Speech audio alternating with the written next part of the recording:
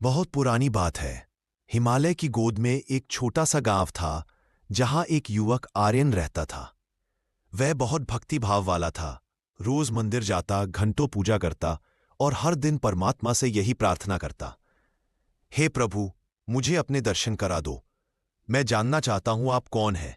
वह कई साधुओं, पंडितों और फकीरों से मिला। किसी ने कहा, भगवान तो मूर्तियों में है। किसी ने कहा, वह तो सब में समाया है। और किसी ने कहा, परमात्मा को देखा नहीं जा सकता, बस पूजा जा सकता है। पर आर्यन का मन संतुष्ट नहीं हुआ। उसे लगता, अगर मैं उन्हें पिता कहता हूं तो क्या मुझे अपने पिता को पहचानने का हक नहीं। एक दिन वह जंगल में ध्यान लगाने बैठा। उसने मन ही मन कहा, हे परम पिता, यदि आप सचमुच मेरे पिता हैं तो मुझे अपना सच्चा रूप दिखाओ। धीरे धीरे उसका मन स्थिर होने लगा। विचार शांत हुए। आंखें बंद थी, पर भीतर एक तेज प्रकाश फैलने लगा। वह प्रकाश ऐसा था जैसे सूरज की किरणें भी उसके आगे फीकी पड़ जाए। उस ज्योति में से एक मधुर, निर्मल स्वर गूंजा, मेरा नाम शिव है। शिव अर्थात कल्याणकारी। मैं न पुरुष हूं न स्त्री। मैं निराकार एक ज्योति बिंदु हूं। मैं न जन्म लेता हूं न मरता हूं। मैं ही शांति का सागर, प्रेम का सागर और ज्ञान का सागर हूं।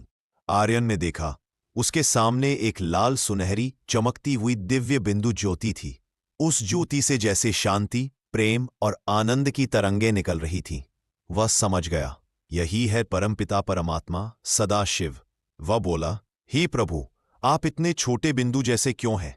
प्रभु ने मुस्कराकर कहा, बेटा, आत्मा भी तो बिंदु है, चेतन ज्योति। जैसे तुम आत्मा हो वैसे ही मैं परमात्मा, सर्वोच्च आत्मा हूं। बस फर्क इतना है कि तुमने अपना ज्ञान खो दिया और मैं सदा सर्वज्ञानी रहता हूं। तुम विकारों में फंस गए और मैं सदा पवित्र हूं। मैं ही तुम्हें फिर से याद दिलाने आता हूं कि तुम भी मेरी संतान, शांति, सुख और शक्ति के अधिकारी हो। आर्यन की आंखों से आंसू बह निकले। उसने अनुभव किया कि उसका मन हल्का हो गया है, जैसे सब बंधन टूट गए हो। वह बोला, हे सदाशिव, अब मैं आपको हर क्षण स्मरण करूंगा, जैसे पुत्र अपने पिता को करता है। उस दिन से आर्यन का जीवन बदल गया। उसके चेहरे पर अद्भुत शांति थी, आंखों में करुणा और बोलों में प्रेम। लोग कहते हैं, उसके पास बैठो तो आत्मा शांत हो जाती है।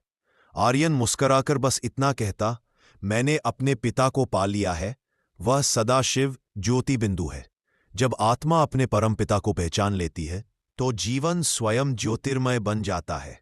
कथा का सार, परमात्मा साकार शरीर में नहीं, बल्कि एक ज्योति बिंदु शिव अर्थात कल्याणकारी निराकार प्रकाश स्वरूप है। उन्हें कोई आंखों से नहीं देख सकता, परंतु शुद्ध बुद्धि और सच्चे प्रेम से उन्हें अनुभव किया जा सकता है। वे ही हैं ज्ञान के सागर, शांति के सागर और प्रेम के सागर, जो हर आत्मा को उसकी दिव्यता का स्मरण कराते हैं।